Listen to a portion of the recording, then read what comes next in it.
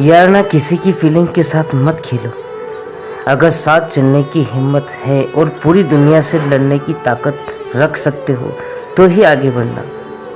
मैंने कई लोगों को देखा है जिनके रिश्ते 5-10 साल से रेगुलर चल रहे हैं, लेकिन उनकी लाइफ में कुछ थोड़ी सी परेशानियों की वजह से उनके रिश्ते बीच में ही छूट गए हैं। यार नहीं होता कुछ लोगों का दिल इतना मजबूत, तो मत किया करो। जिंदगी में आगे बढ़ सको तो हिम्मत रखो, नहीं है तो दिल मत लगाए करो। ये मोहब्बत है ना, मोहब्बत इंसान को कब कहाँ बुज़दिल बना देती है उसको पता भी नहीं चलता है। पता है प्यार कितने तरीके से और कितने रूप में बनता है। एक प्यार होता है अरेंज मैरिज, एक प्यार होता है अरेंज मैरिज और एक प्यार होता है लव मैरिज। ये दो प्यार होते हैं और एक और प्यार होता है जो इस अनचाही दुनिया में, जैसे कहीं कहीं ना आपने सुना होगा कि एक हस्बैंड एक वाइफ दोनों एक अरेंज लाइफ में कन्वर्ट होकर के जुड़े हुए हैं। काफ़ी दिनों तक, कई सालों तक इनका रिश्ता चलता रहता है, लेकिन एक दौर, एक ज़माना फिर ऐसा आता है। देखो, सुनना और कहीं ना कहीं समझना भी।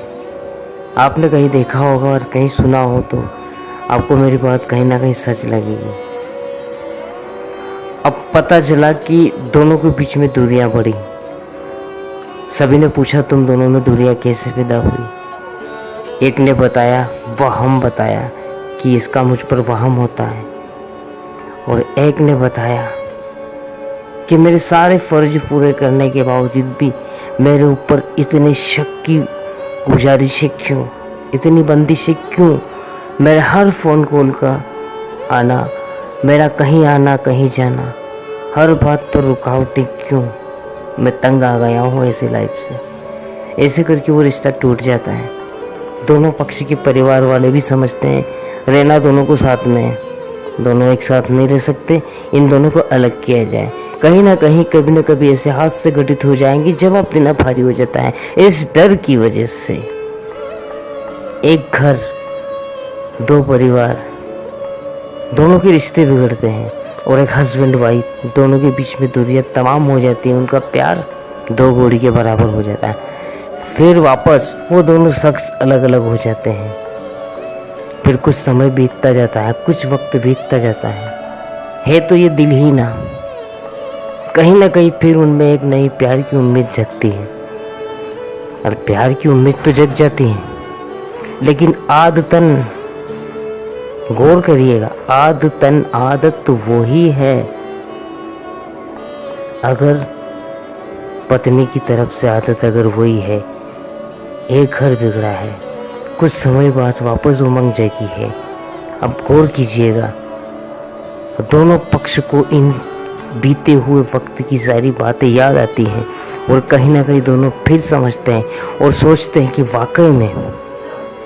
वाकई में हम गलत थे। कहीं ना कहीं अगर हम उस रिश्ते को वक्त देते या अगर समझ लेते तो आज इतनी बदनामी और इतनी जिल्लत, और आज अपने नाम कलंकित नहीं होता, नाम अपना कलंकित नहीं होता।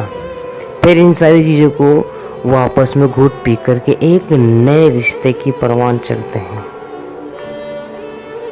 लड़की की तरफ से परवान चढ़ा हुआ रिश्ता वापिस फ़ोन कॉल, आज का ज़माना फ़ोन का है, और यहीं से रिश्तों की शुरुआत होती है मोबाइल, और यहीं से इसका पतन भी होता है। पहले कोई बात नहीं होती थी, त्योहारों पर मिलना, एक दूसरे को देखने के लिए तरसना, एक उम्मीद लगी रहती थी कि मेरा हम सफ़र को देखना है। और आज देखना, मिलना, बैठना, बात करना एक आम सी बात है। तो हम अपनी बात पर आते हैं, एक नई उमंग भरे रिश्ते को वापस वो एक नया मोड़ देते हैं। लेकिन आदत वही है, वो आदत बिगड़ी नहीं है। शक करने की जो उम्मीद थी उस लड़की की, आदमी के ऊपर 50 तरह के सवाल, कहाँ आना कहाँ जाना। अगर वो काम की तलाश में गया या कहीं काम कर भी रहा, फिर भी उसकी फ़ोन की लाइन ऑन रहना, कौन उसके पास आ रहा है, कौन उसके पास जा रहा है, भले वो दुकानदारी करो या कोई बिजनेस करो या कहीं और दूसरे के यहाँ नौकरी करो, उसकी फ़ोन लाइन चालू है और वो लड़की मतलब उसकी वाइफ वो सारी बातें सुनती है। और जब बीच बीच में बात होती है तो टोकना, किसका कॉल था, कौन आया था, क्या है। गाड़ी चलाना तब भी फ़ोन चालू।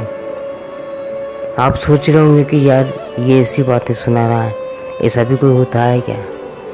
ऐसा होता है, हुआ है, मैंने मेरी आंखों से देखा है, तभी जाके मैंने इस चीज़ को बनाया है। इस रिश्ते ने उस आदमी को कायर बना दिया।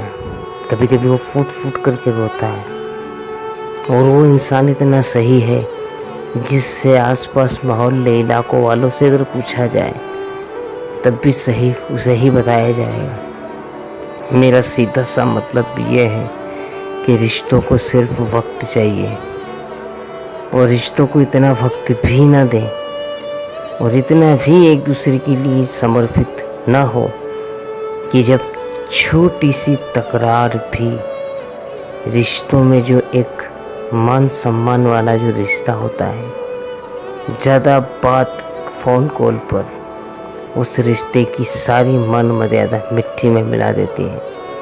आप सबने मेरी इस बात को सुन करके इधर से उधर कर दी होगी मेरी बात, लेकिन जब आपके सामने वास्तविकताएं आएगी तब आपको मेरी बात पर भरोसा भी होगा और यकीन भी होगा।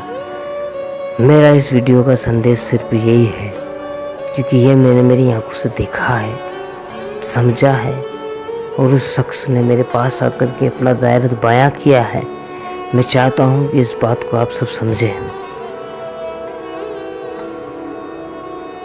मेरा इस वीडियो का यही संदेश था कि रिश्तों को हद से ज़्यादा भी बढ़ावा और हद से ज़्यादा छूट भी देना गुनाह है। आपको कैसी लगी वीडियो आप कमेंट में बता सकते हो, आपकी नाराज़गी बता सकते हो। अच्छा ना लगे तब भी कह सकते हो, एक्सेप्ट करता हूँ। Thank you.